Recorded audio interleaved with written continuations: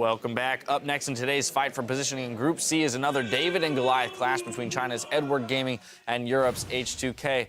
Although it might not be so David and Goliath after the performances that EDG has been putting up today. Now let's remember that this is a necessary game for H2K to win if they want to force a tiebreaker in order to go for that second seed out of groups. All this being said, how do they do it? Yamato, I want to start with you. It's like H2K have shown that they have a very intelligent draft. I think Ryu has played wonderfully this tournament, especially against SKT, put a lot of pressure on them. And also, like, Odoamne has stepped up big time. And thinking of the other side, EDG have shown a lot of weakness. And I'm going to let you, as the LPL expert, just jump in on that. Yeah, so I want to jump in on H2K quickly first because of the way they lost last game versus how EDG's been losing. H2K gave up first blood. They had to burn teleport, then it snowballed into the bottom lane. That is much easier to put out of your mind, like it's a freak level 1, it's not going to happen again, as opposed to losing early game versus Bangkok Titans. Like, that is something that will stick with you through a couple of games, and EDG now have a lot of pressure on them to get their pick ban right, which they haven't been able to do, and to shore up their early game, because that's looked disastrous so far. Yeah, Tabe, talk to me about the mentality of a team and a player coming off of a loss, such as H2K did, versus, EDG, although they did beat Bangkok Titans, it was not an easy win and they expected to. How do you as a player get into the right mindset in order to come into a brand new game with the mentality of winning? I think the mentality of EDG's player is pretty good already because they have seen H2K's play just now, and they have won against Bangkok Titans. Although it is they should be winning, but the thing is they are turning it back because they have their opponents with 6K economic lead.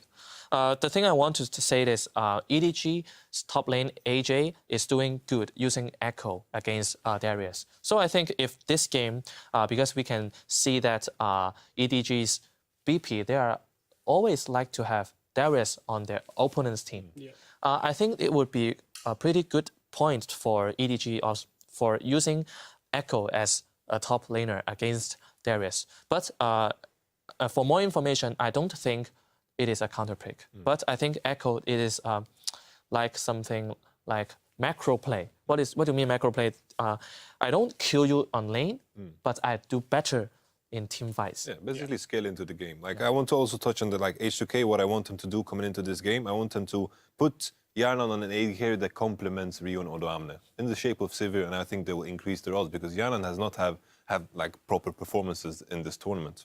All right, real quickly before we get in the game, I want to go down the line, get your predictions, Tabe. I'm going to start with you. I will say EDG. Why? Because at first, just now, I tell all of you that I think EDG's bot lane will simply crush their bot lane. Simple enough. Spawn. Yeah, I'm exactly the same. I think EDG this time will be able to pull it through. I think especially that bottom lane matchup. I think that Deft is just class when it comes to team fighting. I feel the same. EDG, they have just better individual players. I feel like they're lacking in the pick and ban, lacking in the macro play, but I don't think it will matter in this matchup. All right, well, the odds are stacked against H2K, at least on the analyst desk. We'll see what they can do to prove us all wrong. There's only one way to know for sure, though, how this will end up. So let's head inside Ladakh Pullman for picks and bans. Hey guys, welcome back. Thanks to the guys at the desk, and we are about to get started with EDG versus H2K, and this game has a lot of meaning, obviously, with H2K. If they can beat EDG, they'll tie them up. They'll be 3-3 each in the group, and we'll have a tiebreaker. EDG have looked very shaky in their first 2 games. They're 1-1 overall. They need to win this one if they want to save that second place spot. They do get a bit of a do-over, though, in that, so they're not quite as on the ropes as H2K is. Even if H2K wins, they get to play EDG again in a tiebreaker. And it's been a bit of a strange day because if we think about the pedigree of these teams coming into Worlds, EDG would be an overwhelming favorite. But if you removed all of that and just looked at today's games, you'd think H2K would actually be a pretty big favorite in this match. It's so true, and as we go into picks and bans between EDG and H2K, you really do have to wonder who's going to come out on top. It's much, much closer now than we thought it would be, even at the start of the day today. Thresh and Gangplank, the first 2 bans. There's a Darius ban. Interesting. Not willing to first pick at this time for Amazing J, something they had done frequently so far in groups. Yeah, the first 3 games EDG played last week, they decided to take that Darius, and I think the TF ban is super smart after that last game. Yeah. Ryu played it extremely well. You don't want him getting it as a last pick on the red side. Certainly H2K, maybe they have a plan here. Maybe they wanted to bait out that ban. I know, it's interesting because Ryu looked so strong on the Twisted Fate, and we were wondering whether or not H2K would hide a lot of things against SKT, just kind of use it as a throwaway game, because they know that no matter what, they'll still have to beat EDG to make it out of group. But the Twisted Fate gets banned. We'll see what H2K ends up getting, because that's opened up a ban slot. Well, a Thresh ban against Kasing as well, too. I mean, EDG got a lot of scouting information. There's a Rek'Sai ban in the end. Lulu is open. It is indeed. With Darius out of the way, though, it's not like H2K would pick up. I think EDG would be pretty smart to grab that Lulu. I think so too. Pawn has had some really strong performances on Lulu.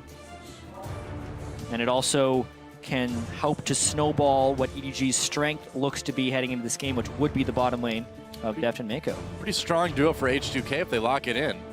But Ballista Elise. they give away the Lulu, but then you get a little bit of a bully lane here for H2K to kind of balance out perhaps the individual strength of EDG's bottom lane, just going ahead and taking that Callista right away. And Rhea must have something in store for this Lulu in the mid lane. I think so. We'll see where it ends up going. Gragas, a pretty possible pick, I would say, for EDG. But who else will they take on this rotation? Do you just go ahead and grab your AD carry? I think the Hide as Jinx much is as you coming. can? I think the Jinx is coming in this game just because you have the Lulu. Deft is an extraordinary Jinx player. If you take the Gragas, you're already saying we've got so much disengage, and you could definitely build a composition around that here. And EDG also wants to have some late game insurance here against H2K because they already have fallen behind with some pretty suspect early games. So I'd expect EDG to take a pretty late scaling composition as well. There it is. Jinx and Gragas disengage and carry. Yep, makes sense. So 2 more picks over to H2K. And will we see just a lot of hard engage come in? The Annie would certainly fit the bill there. But what else can they bring? I think you definitely take the Annie here against the Jinx. It'll help you get that instant stun and lock down the Jinx in some of these team fights. Also just a huge kill threat in the lane, one of the most dangerous duo lanes in League of Legends. Well, we were wondering, too, the first time we saw this Annie Callista pick, would they actually just throw Annie in, or would they let her flash timbers and pull her out so maybe she could get another spell rotation? But no, they just chucked the Annie right in there. Yeah, it's also nice if the Annie lands, she gets knocked back to her max attack range, so it's still a little bit of safety, and they can stun after and just kind of walk away. True. H2K, I think they're going to be waiting for their last pick to pick the mid laner, even though it's so hard to find a counter pick against what is most likely a mid lane Lulu. The thing is, right now, the Lulu could still possibly flex top lane, which, even though it's not really an amazing day champion, and again, they go for the Fiora. This is what they did last time against EDG. Yeah, Odo Omne going to be having that Fiora up in the top lane. Yanni locked in as well, too. And 2 more picks, 2 final picks over to EDG. And I really liked the Fiora in the last draft. I really liked H2K's draft against what EDG had. Now, they tried to play... Oh, boy. Could be the Tom Kench definitely coming in here, but EDG tried to play with a very low wave clear composition. Callista, Darius, Kassadin, and I thought H2K had a good draft to punish it. One of the big problems was honestly Lulex dying 8 times in the game. I think the draft, on paper, I liked H2K's draft better. It included the Fiora. Go ahead and get that split push. If you want to take down Amazing J, who's been the weak link of EDG, just punish him and then split push your way out of that situation in the late game. And Odo Omne, I thought, has had some pretty decent Fiora performances. He has. He's had some pretty decent performances in total, even against Marin, who's been dominating pretty much everyone. Odo Omne's been sticking close with him throughout. Oh, is it time? This is such a Jinx team composition right now. The Tom Kench, in case he gets focused, and a Lulu. If the Tom Kench spits him out and there's still danger to come upon them, it means EDG's comp is actually fairly low damage outside of the Jinx, however, which makes the cohesion a pretty strong factor here. Right, they really have to be careful because while it is easy to keep the Jinx alive, if the Jinx dies, it just all comes apart for EDG. You have basically no damage if Jinx dies on this team. Yeah, That's what it feels like. Especially since Malphite's not going to be building an Abyssal here up against the Fiora, so you don't even have that option necessarily. And in days of past, when you picked Fiora before the rework, she couldn't do anything against Malphite. But now, I actually think this is a heavily advantaged matchup in lane for the Fiora. Ottawamne can use Riposte on pretty much any meaningful damage that Malphite comes out with, even the ultimate. I've seen a couple Fiora Malphite games where Fiora gets over 100 CS ahead of the Malphite if they get some free time in the laning phase. I still like this draft from H2K.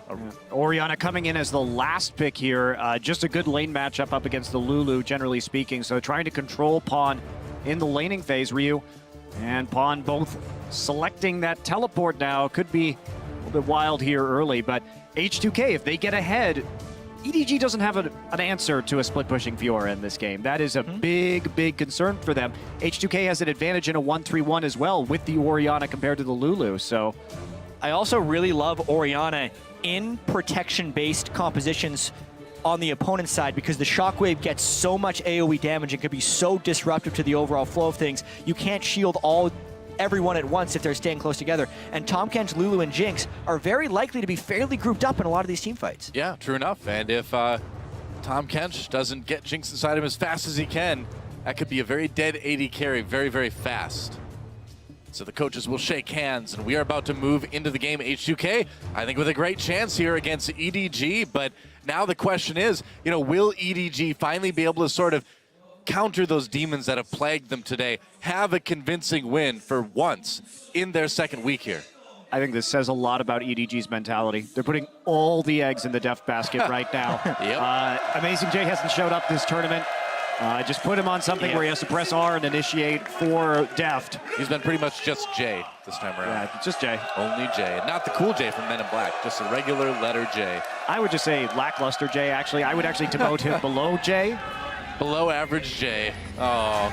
Well, we'll see if he can regain his amazingness. That's a word now. I invented it. As we see EDG step out onto Summoner's Rift against H2K.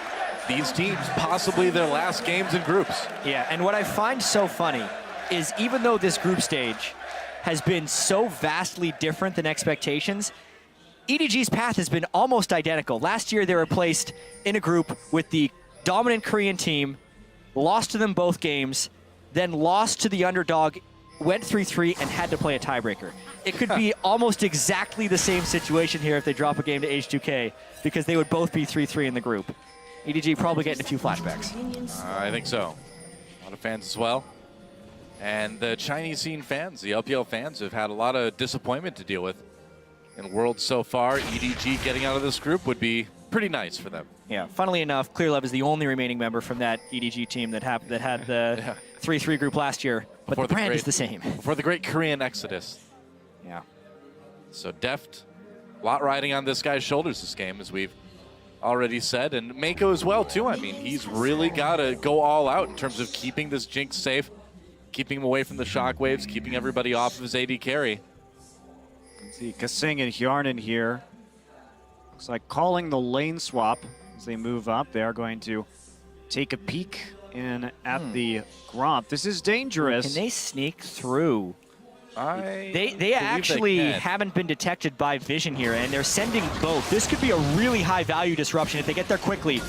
Stun is up. Gotta go quick. Stun is up. They see the ward come in. Deft and Mako trying to come out the other side here. The sun could land. It will land on Mako.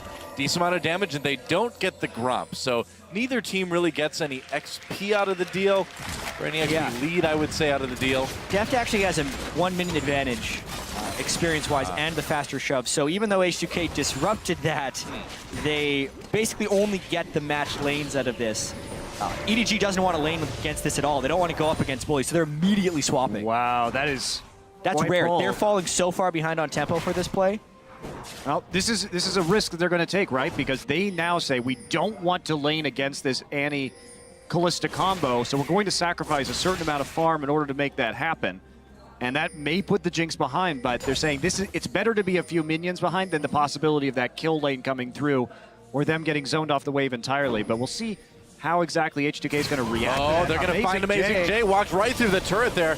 Amazing J can take some damage, but they can't really do anything with the turret. Focusing Kasing. Kasing taking a lot of damage there too. Amazing J could just take him out perhaps. Kasing, they pop that summoner heal. Amazing J taking a lot of damage in response. There's the rend. Not enough on either side. That was kind of a crazy engagement. Now H2K, they want to go for the big 4-man dive here. Amazing J solo. Teleport comes in. No, it's canceled.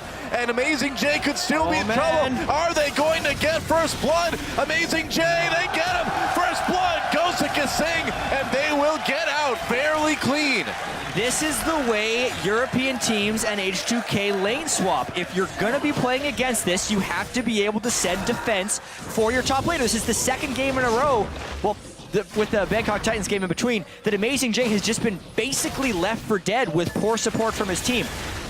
Yes, he is dying in these turret situations, but anyone would die in these turret situations. H2K get the very important first blood. Yes, they do. And not only that, but credit to H2K here, because this was a really weird lane swap situation. It was a delayed lane swap, right? But they didn't miss a beat. They just adjusted on the fly very well in their comms to just moving up into that top side and playing as if really Deft and Mako had never even been in that lane. Well, yeah. And in no sense was it a standard lane swap because Lulex went up there before level 3, so he didn't have the really OP Elise take turret aggro and repel after the kill to drop it. It was level 2 Elise that ended up ganking, and they even tried to move down early to preempt Amazing J getting under the turret, and then adapted mid-dive to still be able to continue despite all the damage Kasing took. Well, they had to use that summoner heal. Now Pawn a little bit of trouble. Takes a lot of damage from Ryu. To be able to get out, not needing to burn that flash just yet, but the pressure really being put on by H2K. Looks like the first turret in the game will go to EDG, probably, though. It's going to be pretty close, I think. Yeah, both top laners are going to be left with the gold, however, so each team. But again, because of this issue with Amazing J and the fact that he did get dove early on, you kind of want to give the money to Jinx in that situation, especially to power up that late game. I'm really confused by the way EDG is playing this because they are sending mixed messages as to what their overall goals and win conditions are, which makes me worried that they're not properly identifying what they need to do to win this game. Deft should have been given full turret experience, in my opinion, in that matchup because they're already putting him at a disadvantage when he initially swapped. Especially because he's had to go back and get an Avarice Blade right now compared to the Vamp Scepter on Callista. And remember, they chose to dodge this lane. Pawn takes a ton of damage. So they chose to dodge this lane, and now they've put themselves in a prolonged power trough. And if they get into that anti-Callista lane again with an Elise ganking, it's going to be very difficult. We saw the fan vote look pretty much dead even, 49% to 51%. And who in the world would have expected that, you know, even before today, perhaps? Yeah, EDG has not opened up this game well. The one thing that they do have, though, is they've been successfully able to get Deft not up against opposition. He hasn't fallen far behind in CS, and he will be taking that Avarice Blade. EDG is very clearly going for a late game strategy here, or at least a mid to late game strategy. Once Deft can complete 1 to 2 major items, and Pawn can get some powerful shields, but they have to be able to withstand until that point. Pawn flashes out that shockwave. Ryu trades the ultimate for the summoner's spell. Yeah, this should be a decently easy dragon for H2K if they want to, especially unless EDG wants to continue this turret push, because they are slightly ahead on this and Jinx takes turrets fairly quickly. Smart call by EDG to move for the second turret. That blocks the dragon. Yeah, just keeping Clear Love in the lane right now, so no mysteries here for H2K, but they may just respond to walking through the mid lane and maybe be a little bit delayed on this response. Yeah, this one seems a little bit slow. And this push is going to take up this turret very quickly if H2K allows it, and it kind of looks like they are. Well, they've got very good wards in the enemy jungle, too. This was set up very nicely by EDG. But Kasing coming around, they're going to TP in. They may go for a play right here. Well, he could land a stun. Still level 4, so no timbers, but that W, of course, is AoE, but no chance to engage there. I think the play is just make up for lost time, because H2K was really behind on that play of the second turret pushing in side lanes. The fact that they were able to defend it, I think, saves that turret for a really long time. Problem is with that play is sure they denied the dragon, but now they have easy farm for Fiora back next to the tier 2, and the freeze was already set up on the bottom side. The wave is pushing towards H2K, so there's a big farm denial they sort of gave themselves right here, but it's, I think, a worthy price to pay for the not losing the dragon. And Auto Omni is 3/4 of a level above Amazing J as far as experience goes. I think Fiora's already a beneficial matchup against the Malphite, and yeah, now Amazing J is already He's getting some decent ward coverage to try and stay safe, but once Fiora hits level 6, which will be before Amazing J, there's actually kill threat 1v1. Well, Pawn no flash here. Can they make a play? Pawn getting slowed down a little bit, going to whimsy himself to get away, and it doesn't look like anybody's going to get quite close enough to make that gank. I don't know why they're focusing on this mid lane. If we take a look right now, there's just one ward in the river up in the top side where Amazing J is. I think that you go ahead and you use the Elise and the Annie to continually kill the Malphite and keep him down right now.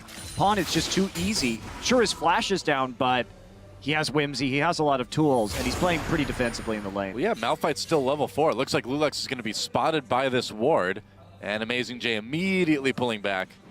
Yeah, wants to be a bit more safe there.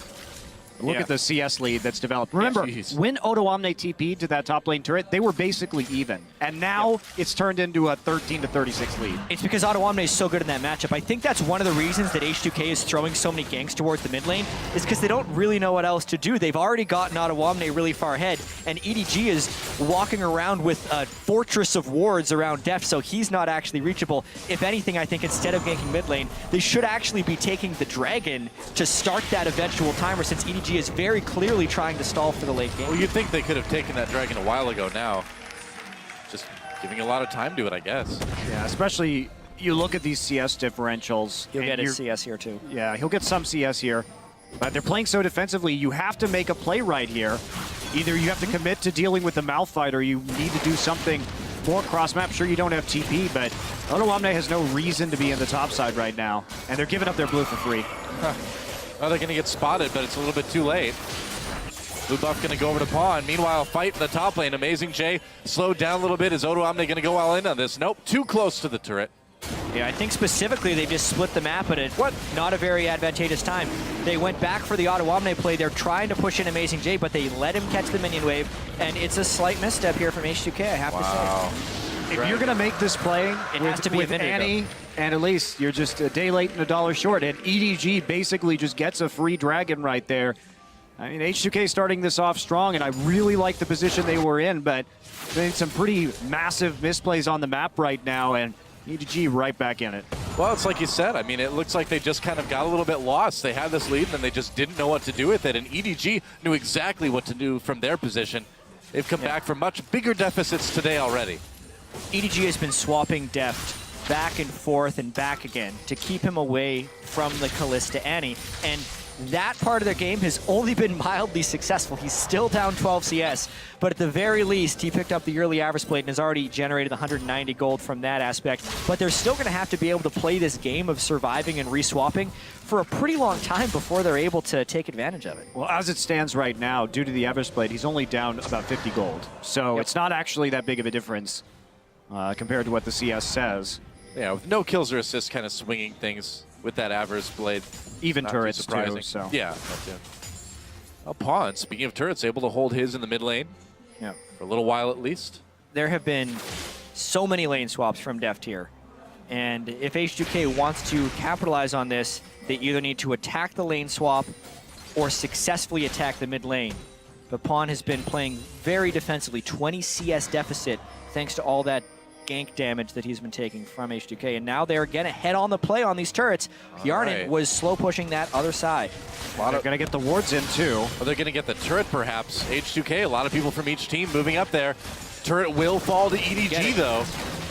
EDG has been playing this really well. So every time they push up to that tier 2, you see Mako break off, get the wards in so they can map any kind of play that H2K wants to make, and they're going to get another turret that puts them 3-2, and that pretty much ties up the gold game. Yeah, even though H2K has had a strong early game, where they've been specifically weak is their synergy between Lulex and Kasing. And we're seeing the synergy between Mako and Clearlove shine because they're getting their wards up much sooner, and their movements have been much more purposed. Deft, Tibbers comes down, gets picked up. What are you going to do? By Mako. Well, that play was Mako break, I guess you can say, but came by that for H2K. It was actually both, really. A little bit. To get that pink ward as well, too. Lulex, Cocoon, get a little bit of damage onto Tom Kench. Silly spider. Tom Kench doesn't take damage. Yeah, he's just going to regen it back up. He didn't. He's a vicious fish, the man. gray hell.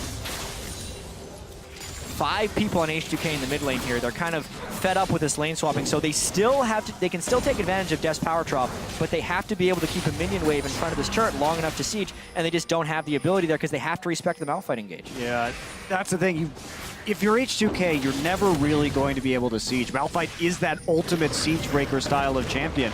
Your strength was in the split push. Your strength was in an incredible CS lead on Odoamne, and H2K, they just haven't played well around who they needed to get farm on, where as EDG, it's just been about depth this entire game. They're very clear on what they want to do. And it's really hard to tell with so much happening within this game, but when watching VODs about EDG, when they were at their best, they controlled Fog of War so incredibly well, being able to always recall from the right positions and making sure the enemy didn't know where they were rotating next. And that's really all that EDG has been doing. Both Jinx and Tahm Kench, if they have to lane up against Kalista and Annie, as well as Malphite versus Fiora, are losing lanes. Yet because they've timed their recalls, gotten the deep wards, and showed up in lanes in the right time, they're winning the turret game with losing side lanes, which is impressive for their overall control. Yeah. You've almost got sort of a reverse Kalista on the other side, too, in terms of keeping that depth safe. As long as he sticks next to Tahm Kench, he can just be protected in Tahm Kench's loving mouth. Need to see Kalista and Tahm Kench on the same team at one point. Just I think so. eat each other constantly. How does it even work? Hit Fate's call, can you like eat them on the way back, and then what And then happens? like throw yourself and then spit them out afterwards. It's like a bag of holding put into another bag of holding. The universe just ends at that point. I actually have no idea how those interactions would work. I'm kind want of to know scared to that. see it now. I don't know if I want to know. I should know that. We need a support main. I don't want time and space. Hey, what? Hey, come on. You Sorry, didn't a say you professional needed a- support Oh, main. okay, all right. I'm not one of those. I'm sorry, Dylan. Well, neither is You're Crumbo forgiven. anymore, so we're out of luck. An ex-professional support main. It's true. This game, though, still pretty close for H2K. They haven't capitalized fully, but they still have Ryu farming up pretty substantially. He's not able to get a huge amount of burst from his Shockwave at this point, still level 10, but once he starts getting level 11, starts getting needlessly large rod in there, it's still going to be a massive Shockwave threat in fights. Upon able to clear out that ward, and H2K a little bit worried about their mid lane turret right now, and also worried about this next dragon. Remember, EDG did manage to get the first one, despite H2K with a lot of opportunities. Can they equalize?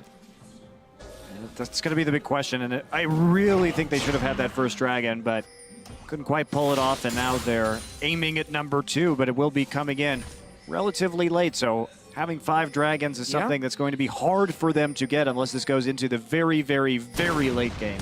I'm really curious to see if EDG tries to fight this one. They have some big level disadvantages in their side lanes. Depth just hit 9. Yarn is 10. Amazing J's only level 8. Here we go. It would be a huge fight win if they could get it, but I just don't think they've hit the item thresholds in order to contest. You have the Hydra and the Blade of the Ruin King completed for H2K, whereas EDG is components on Amazing J and components on Deft. It would be a huge power play for H2K to take a dragon fight here if EDG wants to contest. Just keeping the mid wave pushed up for now. Dragon has spawned, but they haven't looked to start it yet. They've swept out the wards on the high ground in the river, so you see right there, Kasing just waiting, looking for a Tibbers, but I think it'd be quite similar to his last one with Mako lurking around on Tahm Kench. Yep. Meanwhile, You have to H2K, Tibbers the group. yeah, they do go for the dragon. They get it. That's going to be their first of the game. And so that's a bit of a relief for H2K that they were able to secure that, avoid that O2 dragon deficit. One of the things that I really like about EDG is they're very smart in the way they play around Dragon. They're not afraid to give up Dragons if they know they're in a power drop. That's really one of the things that I enjoy watching most about this team is they have good communication when that can happen. Here we go. Whoa, Amazing J comes in, doesn't get anyone with the ult though, has to back away. Wild Growth used immediately. There's a knockup on the clear left, saved by Mako. Deft doing a bit of damage, doesn't want to get too much closer though. That Shockwave still is off cooldown. Do you like disengage, Rock? Boy, do I have 2 comps for you. Well, The repel. ouch. Couple of missed ultimates there. That was Amazing J, unimpressive Shockwave. the only shock with that one is that it didn't hit anybody. Not many people on EDG can even dodge the Shockwave that well either. Sometimes you have these missed. poor Orianna compositions because it's against like a Lee Sin and you can just dodge around everything, but it's Lulu, Jinx, and Malphite, and Tahm Kench, who are all kind of dashless outside of the ultimate on Malphite. Poor shot there by Ryu. Wish Tom Kench could just eat projectiles as they come towards him. No. That'd be sick. No. It It'd would be sick. for the one person in the game. Everyone else would be miserable. It would make him sick. It would also make him Kirby, so. Oh, that's true. Why stop now? Why not get that crossover going? Oh, man. Well, another failed siege here. I just don't think that H2K is going to have success as a 5-man unit. That's not their ticket in this game. They need to get this split push actually rolling with Odoamne here. Well, they may have the gold dead even, but they're still down a turret. The pressure's still on a little bit. Yeah, this Tom Kench blocks so much of what H2K actually wants to do. Yeah. Because it also gives EDG a get-out-of-jail-free card in team fights. If for some reason Deft is out of position and they would need to dump shields on him, they can actually wait until after the Tom Kench has eaten him, taken him to a safe spot, then they can dump the shields on him. So really the only way H2K could get a big fight is if they can stun pretty much everyone. Like we ended up seeing in Origin's win over LGD at the early point of the week where Annie stunned like 4 people for a 4-man shockwave. Yeah. Here we go. Tom Kench trying to come in from behind here. Ryu got a just flash. slow. Not bad. Gets caught by those flame choppers. Comes in. Timbers does work. Ryu throws a shockwave, but it's too late. Deft with the kill there. Kasing in a lot of trouble. Gets pulled back in by that Fate's Call, though. He's going to be just fine. And now they're going to turn their sights in this mid lane, and there is no more wave clear for H2K, so EDG should have a pretty easy time busting down this turret. Again, Hjarnan, no Luden's Hurricane yet, so there's almost nothing they can do to stop this from going through. Yep. Mid turret goes down, and now it's going to be a 4-2 turret lead for EDG. And H2K, they've got to be starting to sweat a little bit. Yeah, because EDG is taking control. They now get their Infinity Edge onto Jinx. The power trough that EDG is in is very quickly being erased, and H2K wasn't able to get split push going thus far. There's a multitude of ways EDG can actually force team fights, and they haven't fallen far behind from the early game. Let's check this one out again. Tom Kench comes in from behind, and Ryu just gets all the CC thrown on him. Yeah, I love that they took Clear Love right there too, because Deft has the zap to zone in from the side. So don't go ahead and drop your AD carry too close to that turret, but he has a form of crowd control, which gives Ryu enough pause for the Gragas to get into the fight and help secure that kill. Yep. Mon just pushing up the lane a little bit. Still has his turret for the moment anyway. And so at what point does this pressure that EDG have turn into Baron pressure? It's got to be pretty soon. Well, if Yeah. you're EDG at literally any moment, the next team fight they get. Yeah, especially if Deft is able to stay alive. If they can win this next dragon fight. I think most of it has to do with the team fight first and then a sneak, unless H2K completely gets lackadaisical with their vision control. It could also start if they can stop Odoamne from split pushing, which is a possibility. The deep wards, as far as H2K are concerned, are mostly non-existent, which makes their split push really hard to accomplish, which means their Baron vision gets much lower. So if the trends hold true from the past 5 minutes, I'd say a sub 30-minute Baron for EDG is not out of the question. Certainly could be. Mon partying in the mid lane. And this next dragon up in a minute 10 about EDG. They can take it. They'll be pulling a lead in every category except for kills. They're getting so much vision control right now that it's going to make the dragon much easier to take. Yeah. Man, Amazing J is way down in CS, but you know, if the Fiora can't seem to split push, it doesn't really make a big difference, does it? Yeah. Well, they're not warding for Fiora to split push. There's literally no wards south of the river right now. So even though H2K, I think, had a very good draft, and they started out this game very strongly, they have really let this one slip through their fingers. EDG came out with a rather weak early game, a very punishable early game, and we've seen SK Telecom really just hammer them when they make mistakes like this. But EDG was able to sort of weasel their way back into this game with some just consistent lane swapping of the Jinx, and H2K simply picking the wrong places on the map to focus. It seems like this is kind of the story of H2K's tournament, right? Is that they've been doing okay early on, a little bit in the mid, and then it just seems to consistently fall apart a little bit. And not by a lot. They just can't seem to make the exact right move at the exact right time. They can juggle 3 balls, 4 is a bit tough. You got to do 2 in each hand if you're juggling 4 balls. That's you cannot tough. do a normal cascading pattern. That's really hard. I can only do 3. I can speak from experience. Really, you can juggle? We have Hawker Yeah. and juggling. I can Wow. juggle too. Wow, we should just have a try juggling cast now. Need to make this happen. That'd be quite difficult. I'm That not would at that be really- level. Even so, the vision control for EDG is decently strong around the Dragon here, and I think this is the type of fight they're willing to take. We mentioned the CS discrepancy from Amazing J. Not that important because he's still Malphite when it comes to team fights, unless H2K gets the split push going, which is what they're going for right now. Love the call by EDG to push up mid. Yep, they're going right for that tier 2 turret mid lane. I mean, they do lose their tier 2 in bot, and Odoamne is going to continue pushing. EDG turning this one around. They might be able to catch somebody here. Lulex throws out the cocoon, doesn't connect. Yarnin.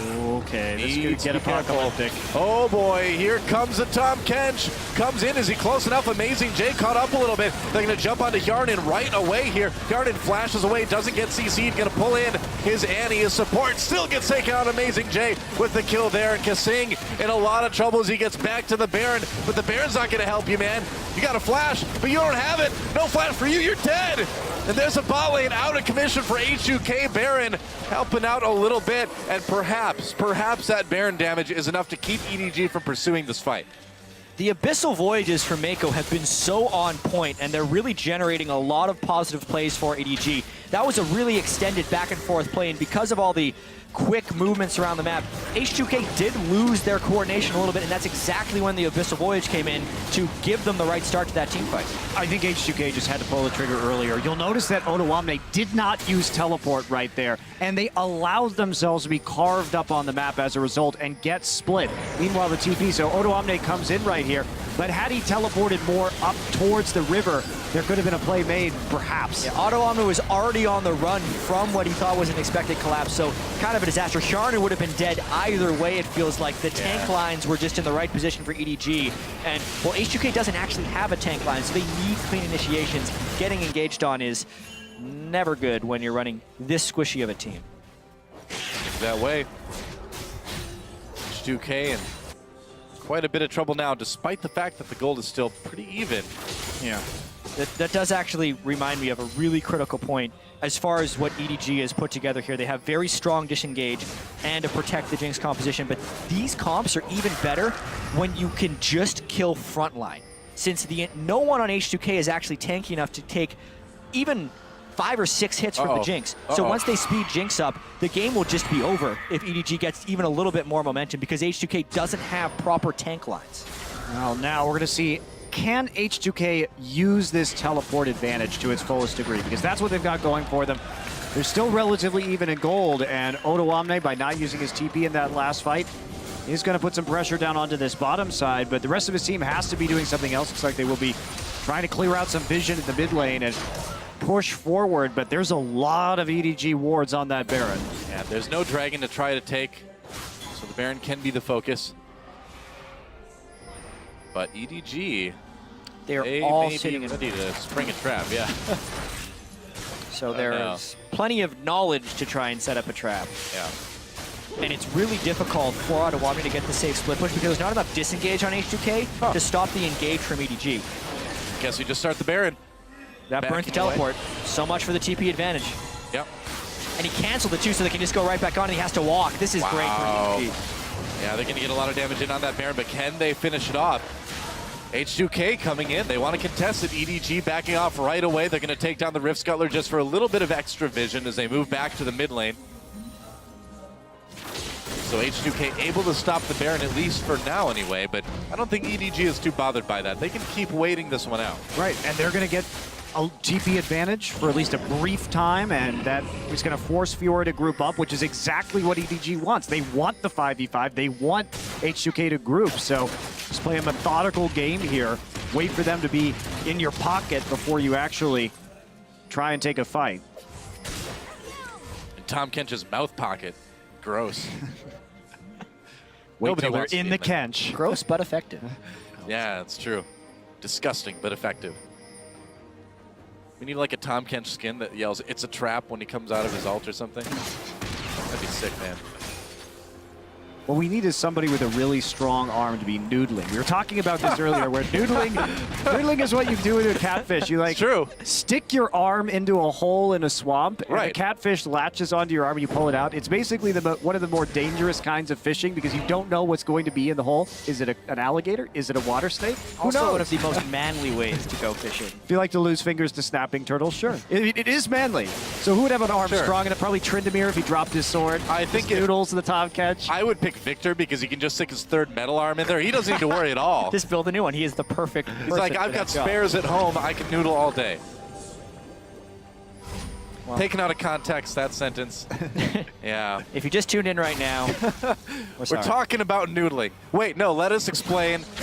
It's a kind of fishing. Also, I learned an alternative name is catfisting. Well, Blitzcrank can handle that one. I'm sure that's not getting spammed in Twitch chat right now. I have complete confidence. what I think is even more interesting, though, is Ottawamne split pushing bottom without teleport.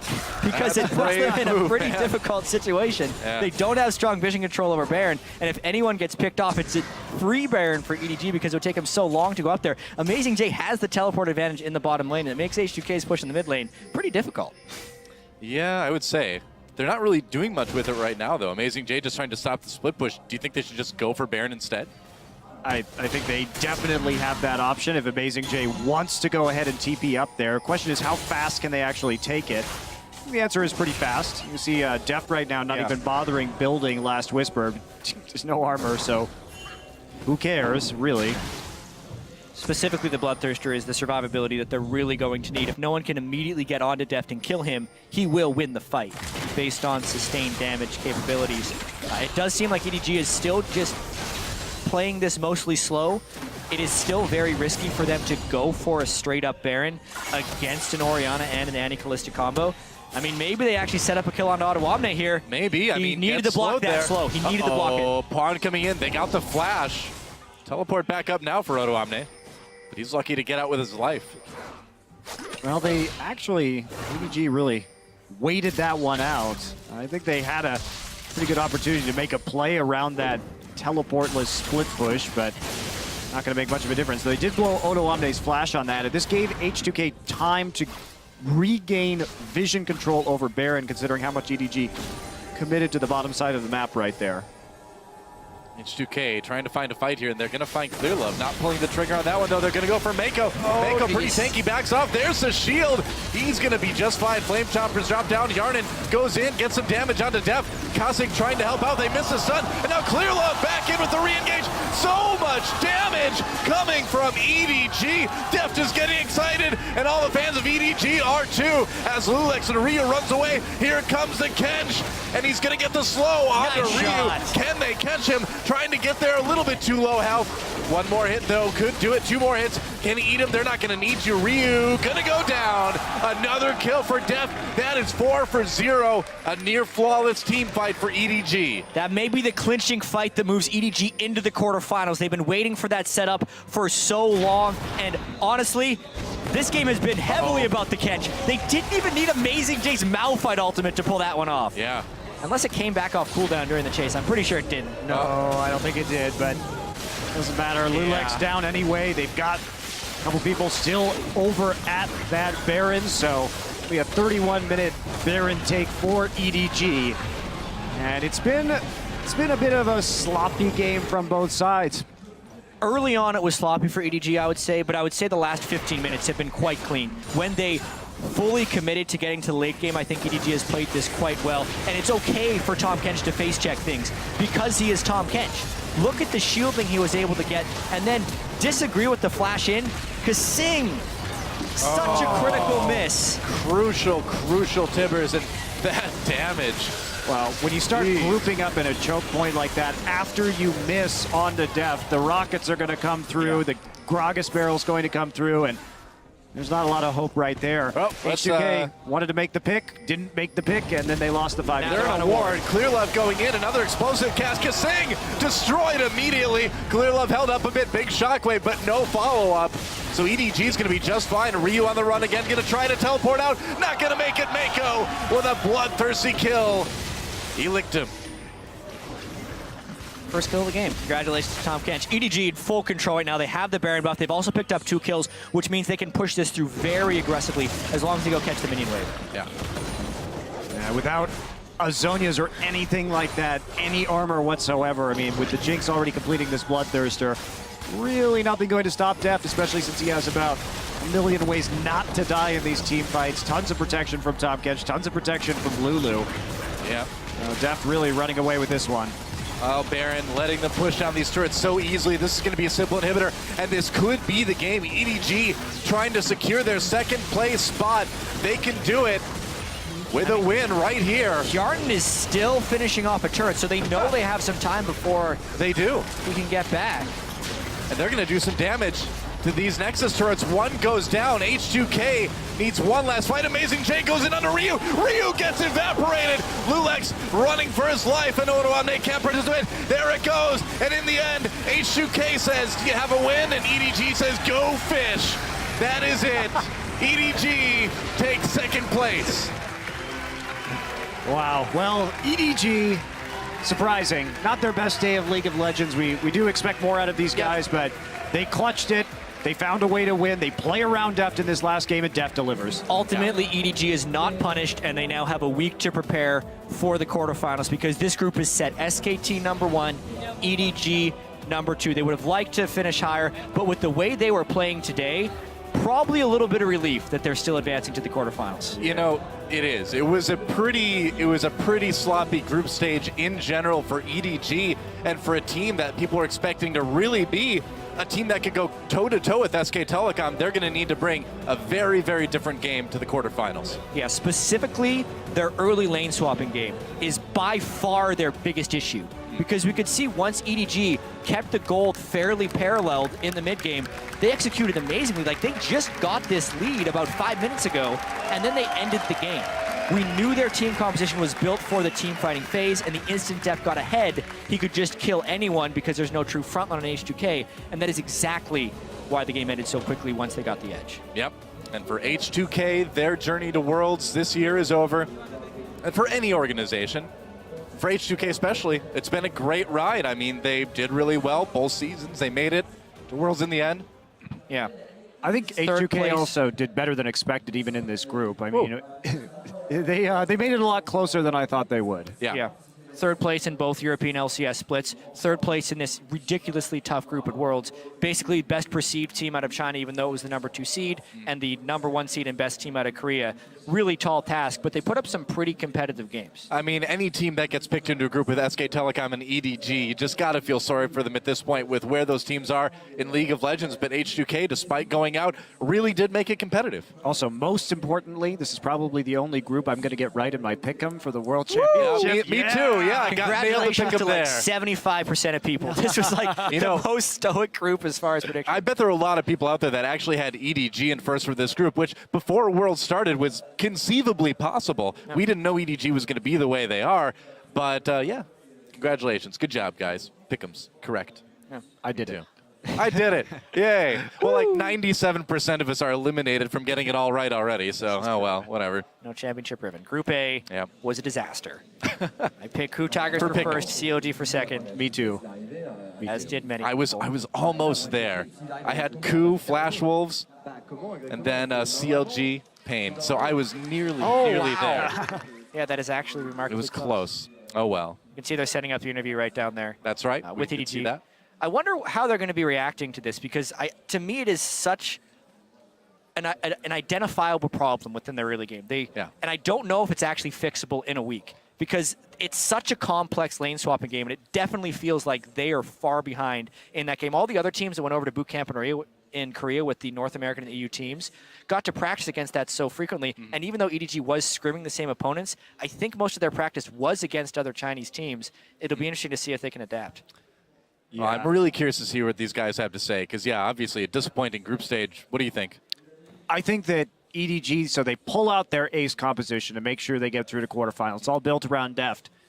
That will be banned out in their quarterfinal match because that's how they've looked the strongest. So you're going to come in knowing that you're probably not going to get the Ultra Mega Protect the Jinx composition. You're not going to get the Lulu, that's for sure. Yeah. And then where do they go from there? Because They haven't shown us much else. It's true. Well, that's a question that we'll hopefully have answered very soon. But I think they're going to probably be keeping a couple secrets. Yeah, well, that's one thing we kind of expected coming into this group stage is how many secrets was EDG going to keep. They would have liked to hold on to the ace composition, but they had to burn it here because this game was on the line. We'll see what they bring to the quarterfinals, and we'll see what they have to say in the interview. Now let's send it down to Shocks for a word with EDG's victorious support. Thank you very much, guys. Indeed, joined by Mako after EDG locking in their spot in the quarterfinals and beating out H2K. Let's first talk about this game that you guys really needed to win. How did you get the upper hand over H2K? 先让我们非常恭喜你这次战胜了H2K， 然后晋级了。然后我们先来讲一下你这盘是怎么获得的胜利，怎么获得的优势，然后把它转换成了一个胜利。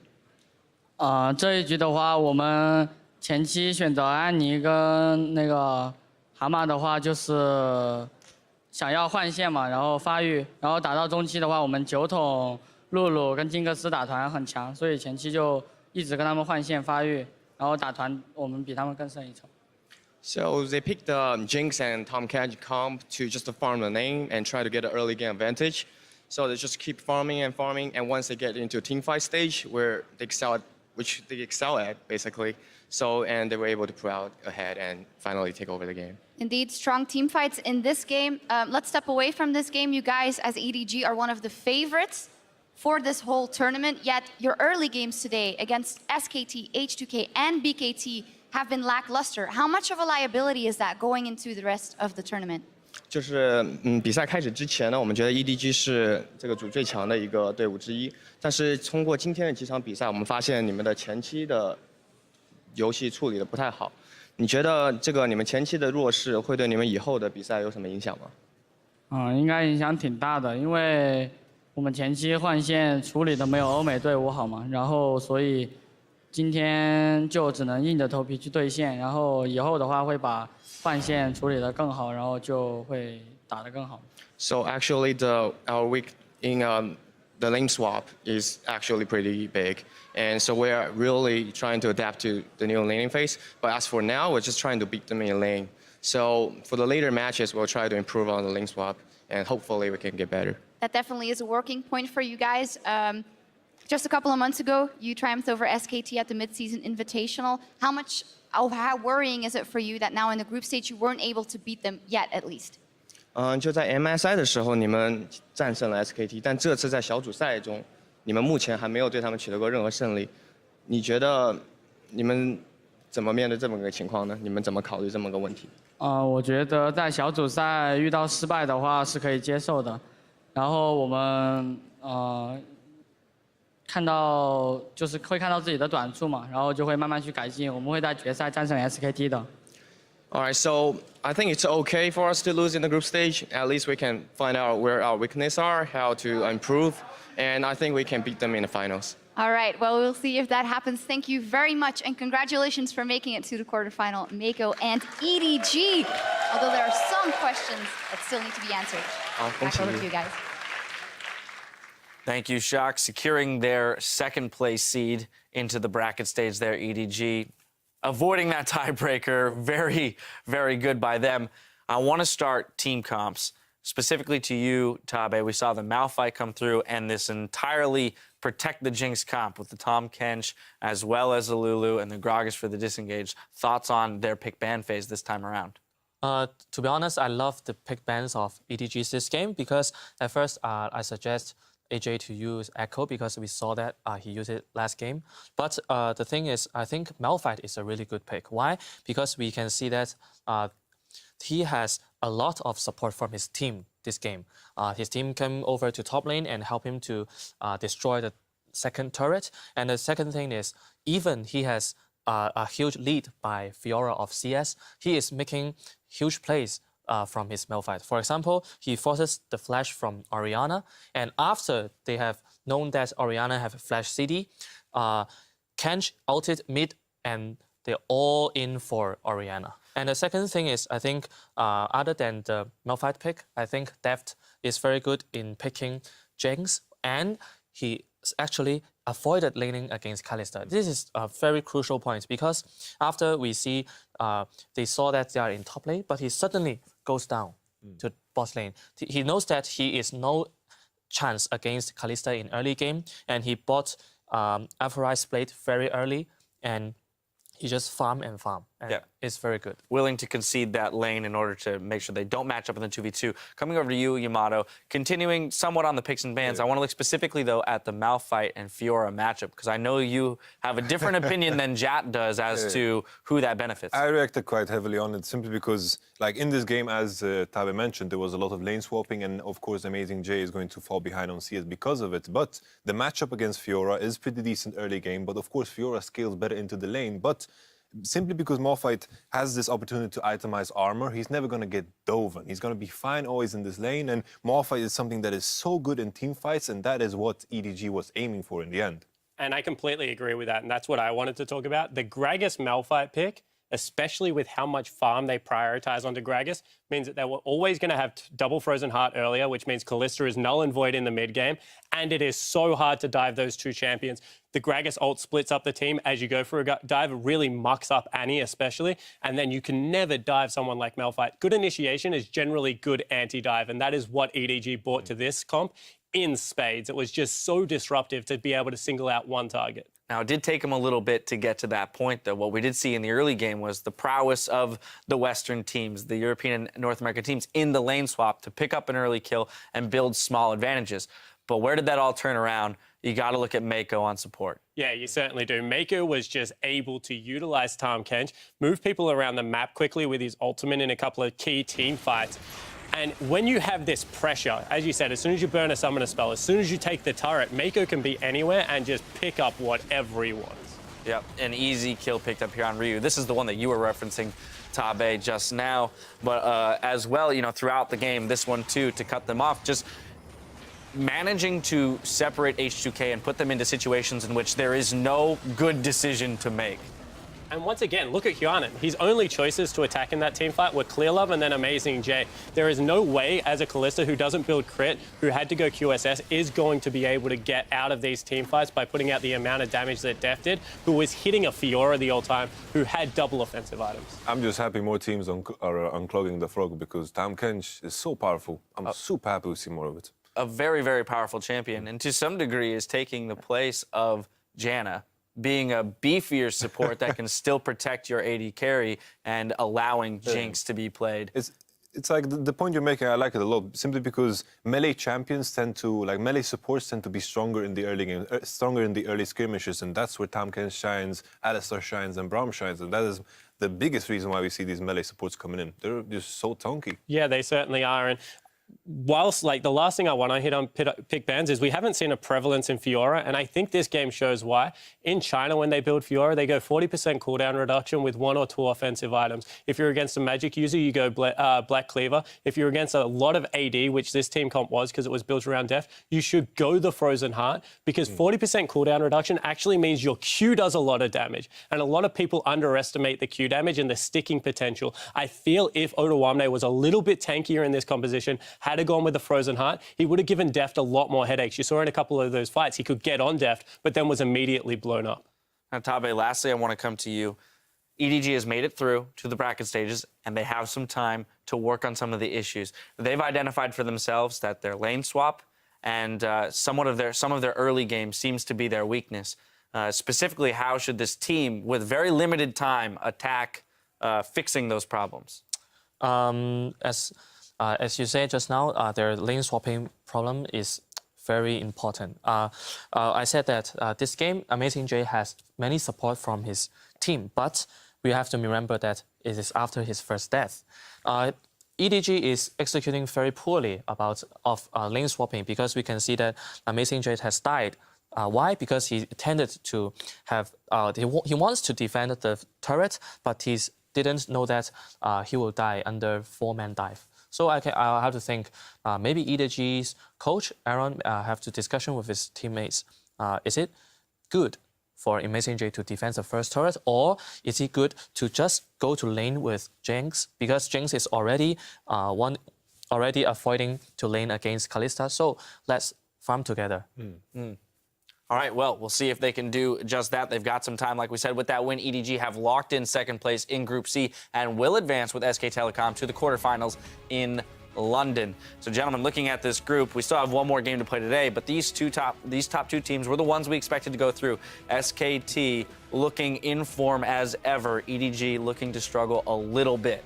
Well, to be honest, it kind of reminds me of MSI. EDG lost against SKT in the group stage and came back swinging and won the entire tournament, so I'm not too worried about EDG. Yeah, I actually think that this tournament format is kind of strange for both SKT and EDG just because it's the amount of games they would normally play in 1 week. This is like 3 best-of-2s for EDG, so I'm expecting them in the best-of-5s to have the improvement that we're showing, but there certainly is weaknesses in their early game that they need to be able to capitalize on. Best-of series are a whole nother animal, so different teams will have or find their strengths in that part of the tournament. There's just 1 game left to play out in Group C. When we come back, we'll see if Bangkok Titans can pull off an upset win over SKT. Our coverage of the 2015 World Championship continues in just a few minutes.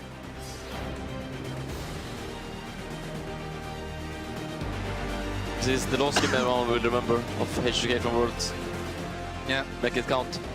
Hoip. Hoip. Hoip. Hoip. Here, Ryu's got just slow. Not bad. Gets caught by those flame choppers. Comes in. Timbers does work. Ryu throws a shockwave, but it's too late. Comes in. Is he close enough? Amazing J caught up a little bit. They're going to jump onto Yarden right away here. Yarden flashes away. Doesn't get CC'd. Going to pull in. Okay,看慢点，看慢点，看慢点。Nice, nice.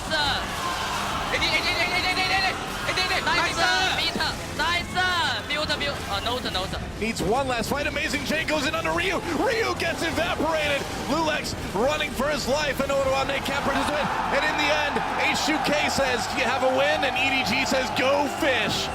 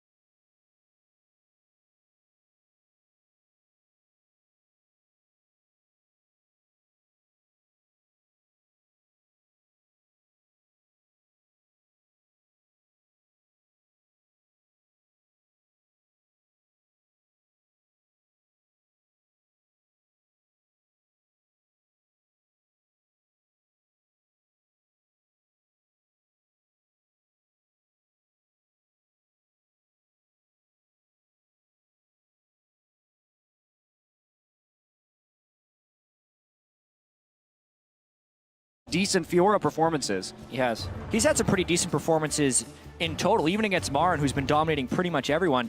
Ottawamne's been sticking close with him throughout. Oh, is it time? This is such a Jinx team composition right now.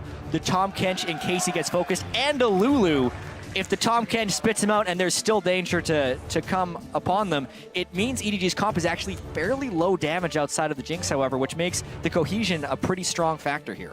All right, they really have to be careful because while it is easy to keep the Jinx alive, if the Jinx dies, it just all comes apart for EDG. You have basically no damage if Jinx dies on this team. Yeah, That's what it feels like. Especially since Malphite's not going to be building an Abyssal here up against the Fiora, so you don't even have that option necessarily. And in days of past, when you picked Fiora before the rework, she couldn't do anything against Malphite. But now, I actually think this is a heavily advantaged matchup in lane for the Fiora. Ottawamne can use Riposte on pretty much any meaningful damage that Malphite comes out with, even the ultimate. I've seen a couple Fiora Malphite games where Fiora gets over 100 CS ahead of the Malphite if they get some free time in the laning phase. I still like this draft from H2K. Orianna coming in as the last pick here. Just a good lane matchup up against the Lulu, generally speaking. So trying to control Pawn in the laning phase, Ryu and Pawn both selecting that teleport now. Could be a little bit wild here early, but H2K, if they get ahead, EDG doesn't have an answer to a split-pushing Fiora in this game. That is a big, big concern for them. H2K has an advantage in a 1-3-1 as well with the Orianna compared to the Lulu, so... I also really love Orianna in protection-based compositions on the opponent's side because the Shockwave gets so much AoE damage and can be so disruptive to the overall flow of things. You can't shield everyone at once if they're staying close together. And Tahm Kench, Lulu, and Jinx are very likely to be fairly grouped up in a lot of these team fights. Yeah, true enough. And if Tahm Kench doesn't get Jinx inside him as fast as he can, that could be a very dead AD carry very, very fast.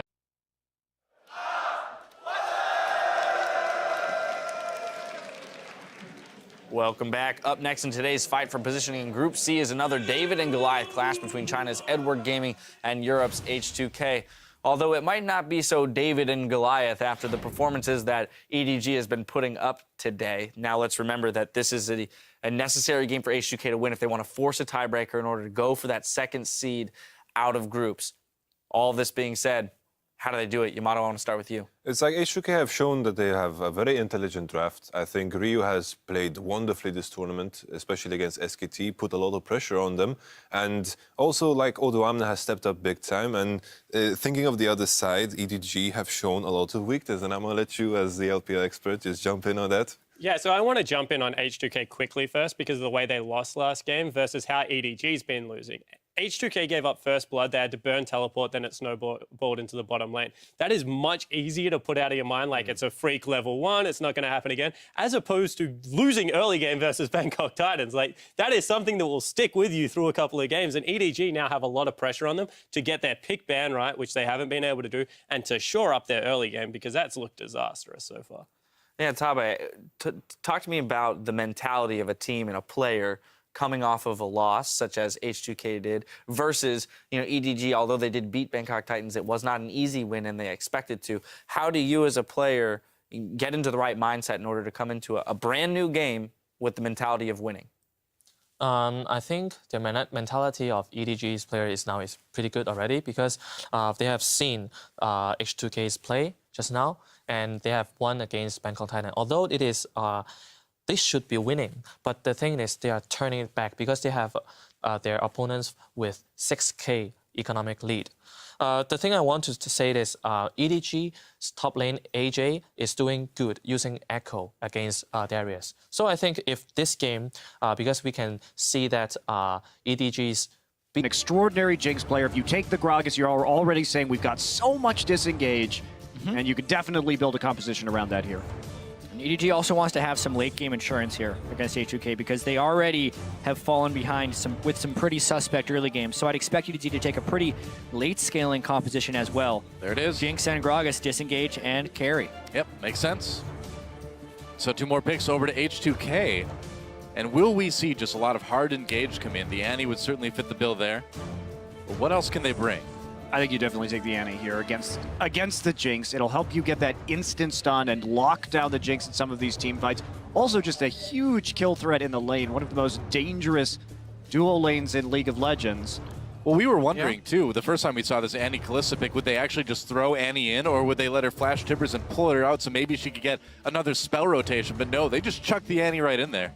Yeah, it's also nice if the Annie lands, she gets knocked back to her max attack range, so it's still a little bit of safety, and they can stun after and just kind of walk away. True. H2K, I think they're going to be waiting for their last pick to pick the mid laner, even though it's so hard to find a counter pick against what is most likely a mid lane Lulu. The thing is, right now, the Lulu could still possibly flex top lane, which, even though it's not really an amazing day champion, and again, they go for the Fiora. This is what they did last time against EDG. Yeah, Odo Omne going to be having that Fiora up in the top lane. Yanni locked in as well, too, and two final picks over to EDG. And I really liked the Fiora in the last draft. I really liked H2K's draft against what EDG had. Now, they tried to play... Oh, boy. Could be the Tom Kedge definitely coming in here, but EDG tried to play with a very low wave clear composition. Kalista, Darius, Kassadin, and I thought H2K had a good draft to punish it. One of the big problems was, honestly, Lulex dying 8 times in the game. I think the draft, on paper, I liked H2K's draft better. It included the Fiora. Go ahead and get that split push. If you want to take down Amazing J, who's been the weak link of EDG, just punish him and then split push your way out of that situation in the late game. And Odo Omne, I thought, has had some pretty... DP, they are always like to have Darius on their opponent's team. Yeah.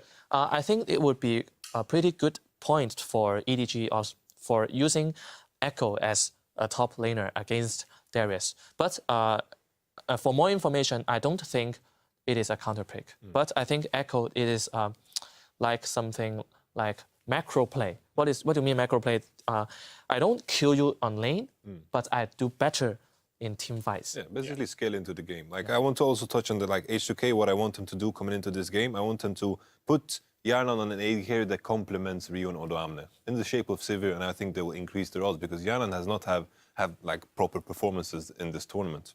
All right, real quickly before we get in the game, I want to go down the line, get your predictions. Tabe, I'm going to start with you. I will say EDG. Why? Because at first, just now, I tell all of you that I think EDG's bot lane will simply crush their bot lane. Simple enough. Spawn. Yeah, I'm exactly the same. I think EDG this time will be able to pull it through. I think especially that bottom lane matchup. I think that Deft is just class when it comes to team fighting. I feel the same. EDG, they have just better individual players. I feel like they're lacking in the pick and ban, lacking in the macro play, but I don't think it will matter in this matchup.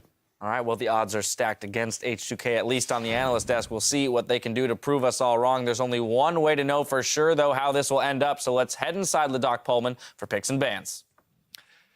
Hey guys, welcome back. Thanks to the guys at the desk, and we are about to get started with EDG versus H2K, and this game has a lot of meaning, obviously, with H2K. If they can beat EDG, they'll tie them up. They'll be 3-3 each in the group, and we'll have a tiebreaker. EDG have looked very shaky in their first 2 games. They're 1-1 overall. They need to win this one if they want to save that second place spot. They do get a bit of a do-over, though, in that, so they're not quite as on the ropes as H2K is.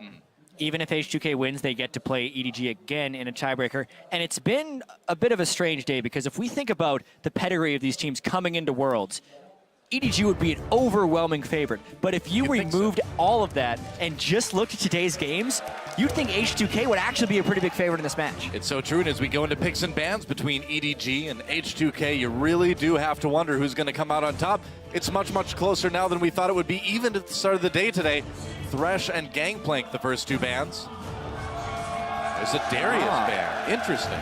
Not willing to first pick at this time for Amazing J, something they had done frequently so far in groups. Yeah, the first 3 games EDG played last week, they decided to take that Darius, and I think the TF ban is super smart after that last game. Ryu played it extremely well. You don't want him getting it as a last pick on the red side. Certainly H2K, maybe they have a plan here. Maybe they wanted to bait out that ban. I know, it's interesting because Ryu looked so strong on the Twisted Fate, and we were wondering whether or not H2K would hide a lot of things against SKT, just kind of use it as a throwaway game, because they know that no matter what, they'll still have to beat EDG to make it out of group. But the Twisted Fate gets banned. We'll see what H2K ends up getting because that's opened up a ban slot. Oh, a Thresh ban against Kasing as well, too. I mean, EDG got a lot of scouting information. There's a Rek'Sai ban in the end. Lulu is open. It is indeed. With Darius out of the way, though, it's not like H2K would pick up. I think EDG would be pretty smart to grab that Lulu. I think so too. Pawn has had some really strong performances on Lulu. And it also can help to snowball what EDG's strength looks to be heading into this game, which would be the bottom lane of Deft and Mako. Pretty strong duo for H2K if they lock it in. But Kalista Elise. they give away the Lulu, but then you get a little bit of a bully lane here for H2K to kind of balance out perhaps the individual strength of EDG's bottom lane, just going ahead and taking that Kalista right away. And Ryu must have something in store for this Lulu in the mid lane. I think so. We'll see where it ends up going. Gragas, a pretty possible pick, I would say, for EDG. But who else will they take on this rotation? Do you just go ahead and grab your AD carry? I think the Hide as Jinx much is as you can? coming. I think the Jinx is coming in this game just because you have the Lulu. Deft is